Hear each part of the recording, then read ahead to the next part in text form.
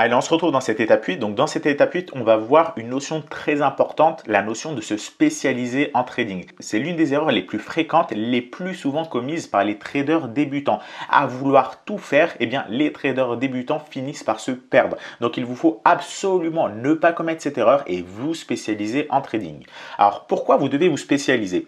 Eh bien, c'est comme avec un conseiller d'un magasin spécialisé. Le conseiller d'un magasin spécialisé en électronique connaît bien mieux ses produits que ceux de la boulangerie d'en face. Pourquoi? Eh bien, il est spécialisé dans l'électronique. Il sait par exemple que tel ordinateur a besoin de ça pour fonctionner. Il sait qu'il faut que par exemple cette machine à laver fonctionne comme ça. Par contre, la boulangerie d'en face, lui, il ne sait pas comment faire le pain. Il ne sait pas le temps de cuisson. Là, c'est la même chose. Un trader ne peut pas tout connaître. Si vous voulez tout connaître, eh bien, vous allez vous rendre compte que vous allez finir par vous éparpiller.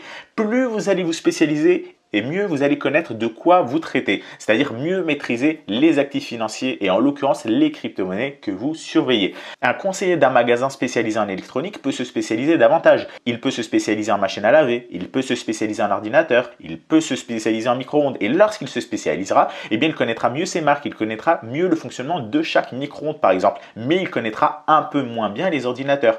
Et bien là c'est la même chose, il y a différents critères de spécialisation, il y a différents niveaux de spécialisation, mais l'important est de se spécialiser aux critères nécessaires du but que vous envisagez. Si par exemple vous voulez vous spécialiser uniquement sur le Bitcoin, eh bien sur le Bitcoin il y a beaucoup de choses à faire. Il y a l'analyse fondamentale, il y a l'analyse technique, il y a le fonctionnement de la blockchain du Bitcoin, etc., etc. Par contre, c'est différent de se spécialiser sur le Bitcoin et sur le trading du Bitcoin. C'est complètement différent. Un trader, ce qu'il veut, lui, c'est se spécialiser par exemple sur un certain nombre de crypto-monnaies.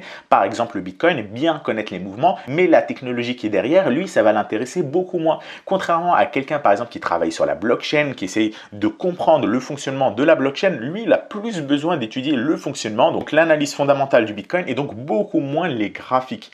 Donc là, c'est exactement la même chose. Il y a différents niveaux de spécialisation. Vous, ce que vous voulez, c'est être trader, c'est-à-dire trader les crypto-monnaies, par exemple le Bitcoin, par exemple l'Ethereum, le Litecoin, etc., etc. Et donc pour ça, ce qu'il vous faut faire, c'est vous spécialiser sur un nombre de crypto-monnaies limité. Alors, comme on l'a vu, en trading, c'est la même chose. Vous spécialiser vous permettra de mieux connaître vos actifs.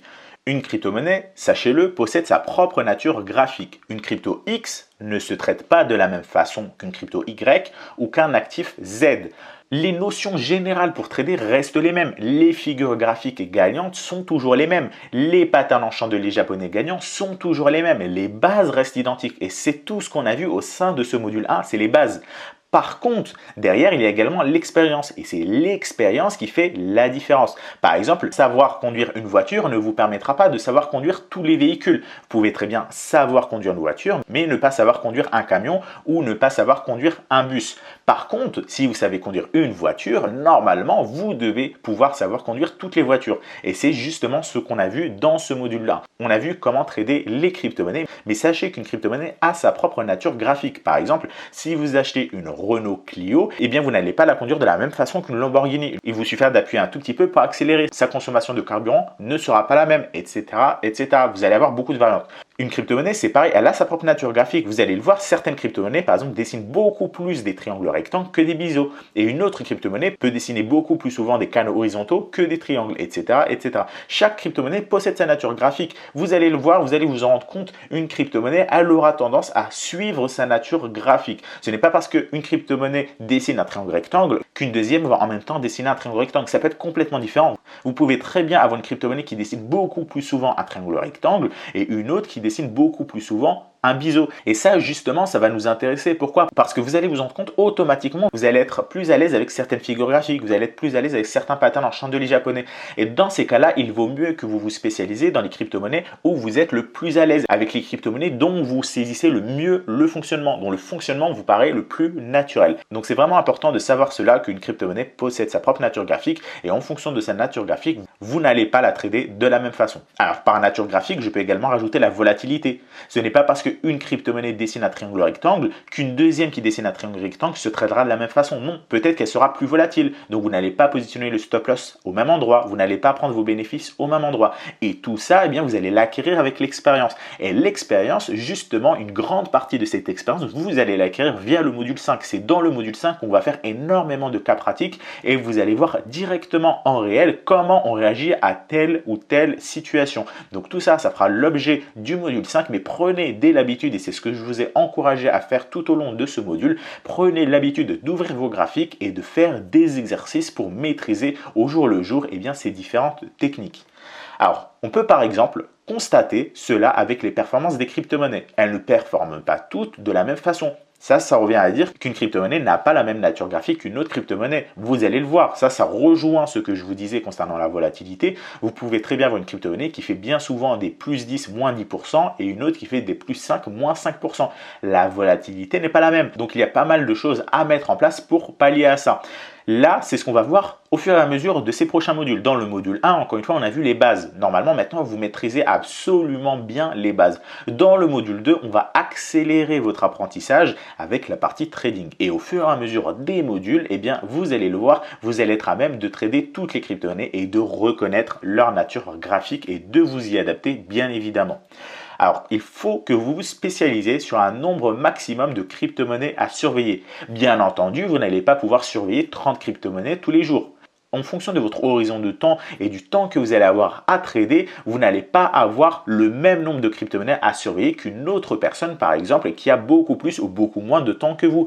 Si par exemple vous choisissez de trader les crypto-monnaies 2 heures par jour, eh bien c'est sûr qu'avec 2 heures par jour, vous n'allez pas avoir le temps de surveiller 50 crypto-monnaies par jour. Et si vous surveillez les crypto-monnaies une fois par semaine, c'est encore pire. Donc retenez bien ça, spécialisez-vous sur un nombre de crypto-monnaies à surveiller.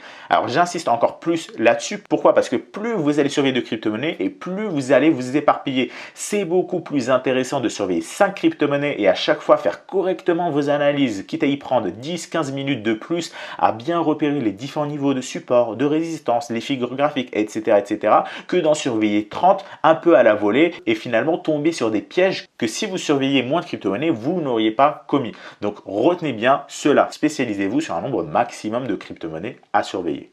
Alors, la première règle, c'est que Bitcoin doit faire partie de cette liste car c'est lui qui guide le marché. Vous ne pouvez pas trader les crypto-monnaies sans surveiller le Bitcoin. Même si vous ne tradez pas le Bitcoin, surveillez-le au moins. Mettez-le au moins dans votre liste de surveillance. Car bien souvent, lorsque le Bitcoin est haussier, les autres crypto-monnaies sont haussières. Et lorsque le Bitcoin est baissier, les autres crypto-monnaies sont baissières.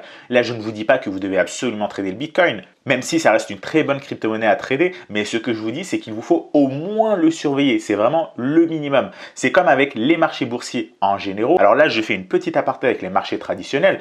Lorsque vous êtes sur les marchés traditionnels, eh bien, vous allez avoir un certain nombre d'actions. Vous allez avoir l'action Total, l'action Carrefour, l'action Orange, etc.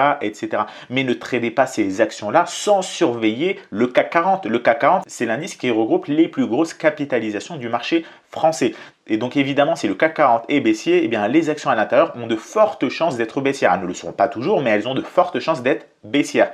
Si le CAC 40 est haussier, eh bien, les actions à l'intérieur auront de fortes probabilités d'être haussières. Donc le CAC 40, c'est l'indice du marché français. Tout comme on peut dire que le Bitcoin est l'indice du marché des crypto-monnaies. Donc gardez-le bien en tête, surveillez-le, même si vous ne le tradez pas, ayez-le au moins dans votre liste de surveillance. D'accord? Donc retenez bien ça, Bitcoin est comme l'indice du marché des crypto-monnaies.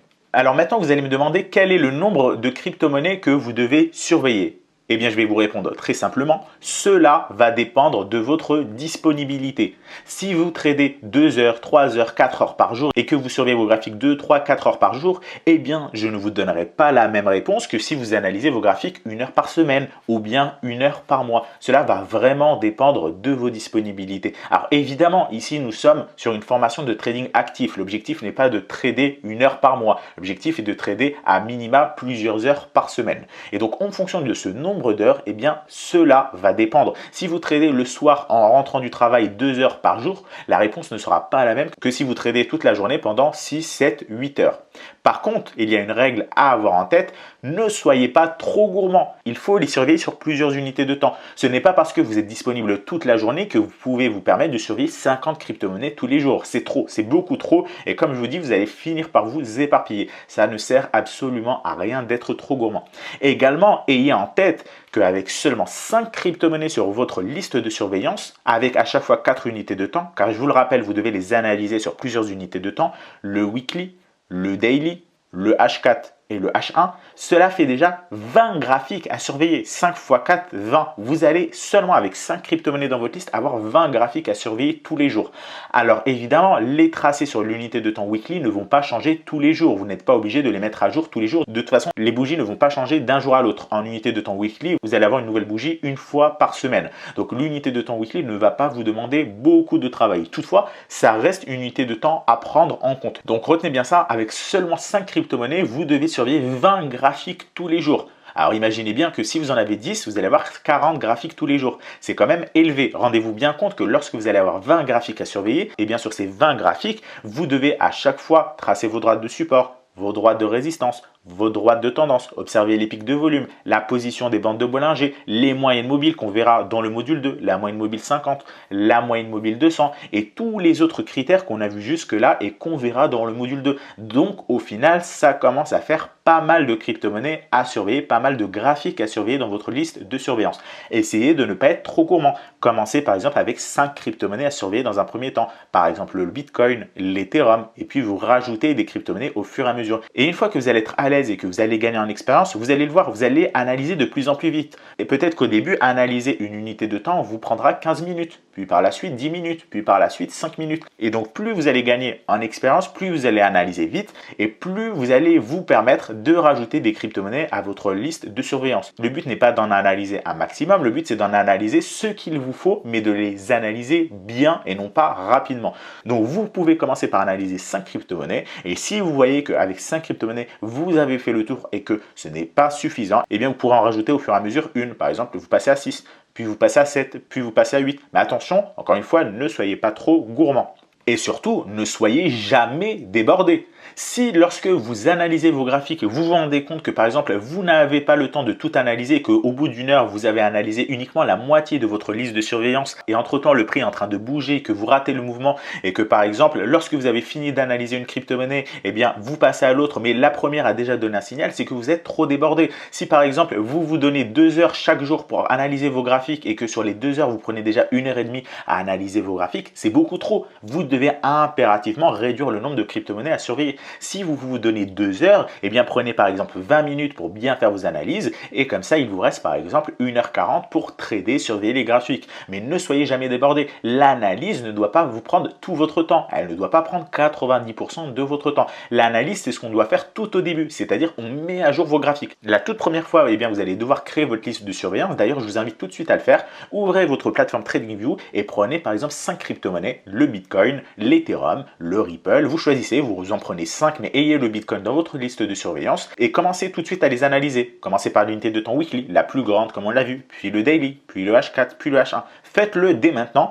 Et bien chaque jour à présent, maintenant, prenez une petite habitude, prenez une petite routine de mettre à jour vos analyses, de mettre à jour vos graphiques. Donc admettons qu'aujourd'hui, vous avez mis en place vos 5 crypto-monnaies dans votre liste de surveillance et que vous les avez analysées. Et bien demain, vous allez le voir, l'unité de temps H1 aura beaucoup bougé. Le weekly n'aura pas bougé. Le daily n'aura quasiment pas bougé. Le H4 aura un petit peu bougé, mais le H1 aura énormément bougé. Donc demain, reprenez votre liste de surveillance et analysez ces différentes crypto-monnaies. Remettez à jour les tracés en allant du weekly vers le H1. Même si le weekly n'a pas bougé, eh bien vous devez avoir en tête à quoi ressemble le graphique en weekly, dans quelle tendance vous êtes et vous descendez au fur et à mesure comme ça d'unité de temps. Et donc faites ça chaque jour. Donc vous allez le voir, au début ça va peut-être vous prendre 20 minutes, puis dans quelques jours ça vous prendra seulement 15 minutes, puis finalement ça vous prendra 10 minutes, etc. etc. Donc prenez déjà cette routine en place. Donc déjà, ça va vous permettre d'avoir une petite routine, d'analyser vos graphiques tous les jours et de savoir quelle est la tendance actuellement sur le marché des crypto-monnaies et de sentir le pouls du marché, de savoir comment il évolue pour ne pas agir précipitamment. Donc vous pouvez déjà commencer à faire ça. Si vous voyez que finalement chaque jour, lorsque vous devez mettre à jour vos graphiques, cela vous prend 2 heures, eh bien c'est que vous avez beaucoup trop de crypto-monnaies. Donc réduisez le nombre. Si par contre ça vous prend que 1 minute 30, c'est peut-être que vous n'en avez pas assez ou que vous êtes devenu vraiment très fort. Et donc dans ce cas-là, vous pouvez vous permettre d'augmenter un petit peu le nombre de crypto-monnaies en surveillance. Donc je vous rappelle que pour bien faire vos analyses, n'hésitez pas à aller regarder le module TradingView. Donc dans le module TradingView, vous avez les différentes épaisseurs à mettre pour les supports, les résistances, les couleurs, etc. Donc ça va vous permettre d'avoir les mêmes graphiques que nous. Et justement, lorsque vous verrez nos graphiques, vous n'allez pas être perdu, vous allez comprendre à quoi réfère tel tracé. Si c'est une droite de support, de résistance, etc. Vous l'avez vu de toute façon au fur et à mesure de ce module, les résistances sont rouges, les supports sont verts, etc. Donc essayez de garder la même nomenclature que nous. Également, vous le voyez, les graphiques sont sur fond noir. Je vous le recommande d'ailleurs d'avoir plutôt des graphiques sur fond noir et non pas sur fond blanc pour ne pas vous abîmer les yeux. Parce que vous allez vous rendre compte, si tous les jours vous analysez, tous les jours vous tradez et que vous passez votre temps devant les graphiques, eh bien à force d'avoir un écran blanc, un graphique blanc, eh bien vous allez avoir mal aux yeux. Vous allez vous abîmer les yeux. Par contre, vous allez le voir la différence, si vous passez sur un graphique sur fond noir, ça sera beaucoup plus agréable à trader et également les chandeliers japonais ressortiront beaucoup mieux. Donc je vous invite également à avoir vos graphiques sur fond noir et non pas sur fond blanc, sur fond beige, sur fond gris ou peu importe quelle autre couleur utiliser. Donc je vous invite vraiment à avoir des tracés sur fond noir.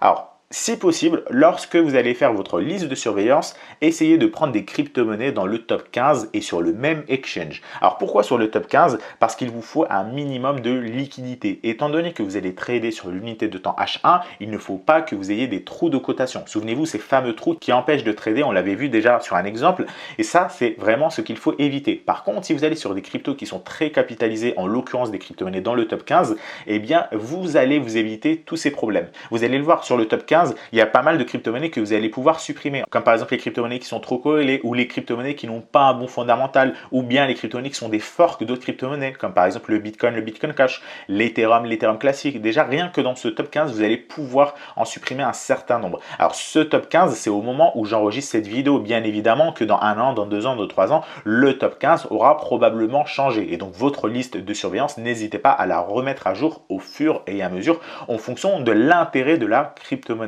Donc voilà, concernant ce top 15 également, vous allez le voir que dans le top 15, vous allez probablement avoir des stablecoins, comme par exemple l'USDT, le Tether. Ça ne sert à rien de trader le Tether, car par définition, il est stable.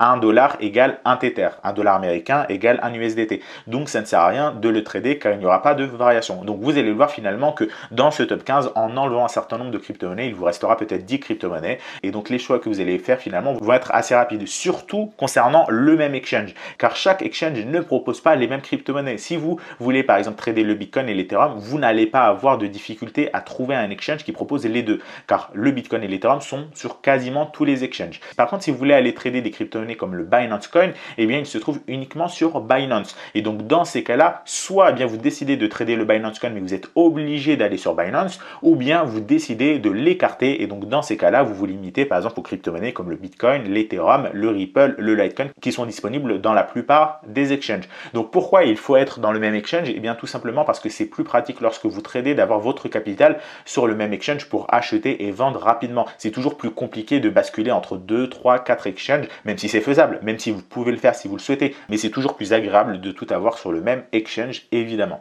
Alors comme on l'a vu, il faut aussi que vous privilégiez des crypto-monnaies avec peu ou pas de problèmes de liquidité pour éviter les trous de cotation. Donc voilà concernant cette vidéo. Maintenant, j'espère que vous comprenez mieux l'intérêt de pourquoi il faut que vous vous spécialisiez. Alors là, je parle du marché des crypto-monnaies, mais c'est également le cas sur les marchés traditionnels. Si vous tradez les marchés traditionnels, eh bien, spécialisez-vous. Par exemple, spécialisez-vous sur le marché des actions, spécialisez-vous sur un indice, spécialisez-vous sur le marché des devises, spécialisez-vous sur le marché des matières premières et même à l'intérieur d'un marché, comme par exemple le marché des devises, spécialisez-vous sur certaines devises, par exemple le dollar, l'euro, la livre sterling, etc. etc. Et plus vous allez vous spécialiser et mieux vous allez maîtriser ce dans quoi vous tradez. Donc retenez bien, c'est vraiment important de vous spécialiser, c'est une règle à retenir tout le temps. N'essayez pas dans 1 mois, 2 mois, 3 mois, lorsque vous aurez oublié cette vidéo, d'aller essayer de surveiller 50 crypto-monnaies en même temps. Surtout lorsque vous traderez dans une phase d'euphorie, si le marché est dans une phase euphorique, eh bien vous allez inconsciemment vouloir surveiller toutes les crypto-monnaies en même temps. C'est pas possible et c'est pas du tout efficace. Vaut mieux se restreindre sur le nombre de crypto-monnaies pour limiter évidemment votre risque et améliorer votre expérience, vos connaissances. Voilà concernant cette vidéo, et dans la prochaine vidéo, on va essayer d'approfondir un petit peu plus cette notion de se spécialiser en trading.